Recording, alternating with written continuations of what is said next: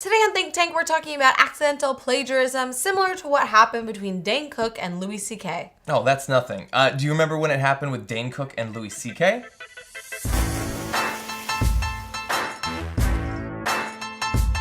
We learn a lot about plagiarism in school and how not to do it on essays and tests and whatnot, but there's a type of plagiarism that's pretty much unavoidable. I'm talking about accidental plagiarism or cryptomnesia.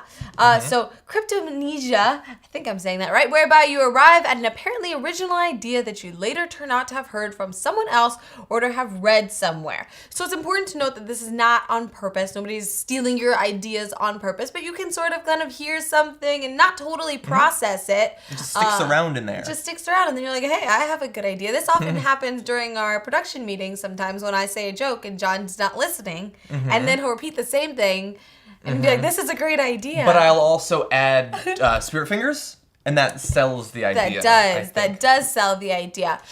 So it's more likely to happen if you are actually around similar people, or people who look similar to each other or act or fill similar functions like your colleagues. If the sources closely resemble each other because they are all fellow students, for example, this too makes cryptomnesia more common.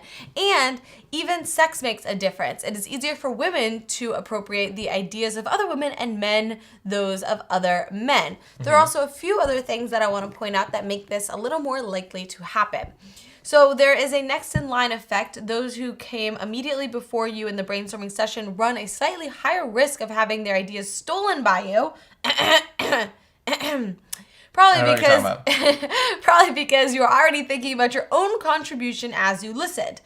Ideas presented in chaotic circumstances, such as during brainstorming sessions or disorganized meetings, are also more likely to be incorrectly claimed at a later date. Totally. Yeah, because you're not sort of on the record as having given the idea another person. It might be easier to not be able to trace it back to a particular time and place. Right, exactly. And so there's kind of a difference between not knowing, missourcing your plagiarism and then this accidental plagiarism. So I also want to make that distinction. So you might have an idea where you don't know where the source is, but you know it's not your original idea. That's not what we're talking about here. We're talking about where you actually think it's an original idea. You don't even realize that you're stealing. Yeah, and it can come in really weird forms. Like we've probably seen on TVs or TV shows, or you might have seen like your grandfather might have done it growing up, where they tell a story and the story didn't even actually happen to them. They've just had it in the back of their mind for so long they don't even remember the origin of who actually got hit in the face with that pie. Right. And it's an interesting one.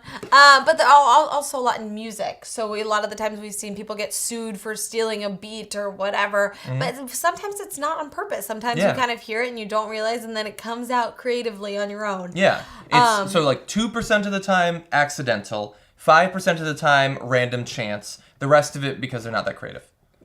What are you going to do about it? I don't know. So you have different memory systems in your brain. It's really the interaction between these two and the lack of communication between these two that causes this. So the two kinds that I want to talk about right now, the semantic memory contains material we might tend to call knowledge, and autobiographical memory deals with the things we experience. So it's the discrepancy between the two memory processes that produces cryptomnesia. Seen from a broader evolutionary perspective, there's something to be said for such an argument. Confronted with a problem, it is not particularly helpful for the survival of the individual or group to remember just who came up with the brilliant idea, but it may prove invaluable to be able to recall what it was. So I guess from an evolutionary perspective, that makes sense. Yeah. Yeah, or I mean, that definitely seems true, but also just I think the way you remember things is through repetition and by tying the memory to other facts and contextual data. Right.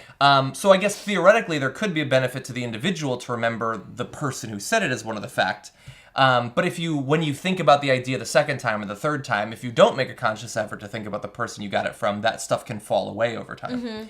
But anyway, the example that we talked about in the very beginning, I think, was a great one, where Dane Cook was attacked a bunch for stealing these jokes from another comedian, and you can either believe that he did it on purpose or not. He says it was an accidental thing like this, or that either that or that they're just sort of similar jokes that anyone could have come up with.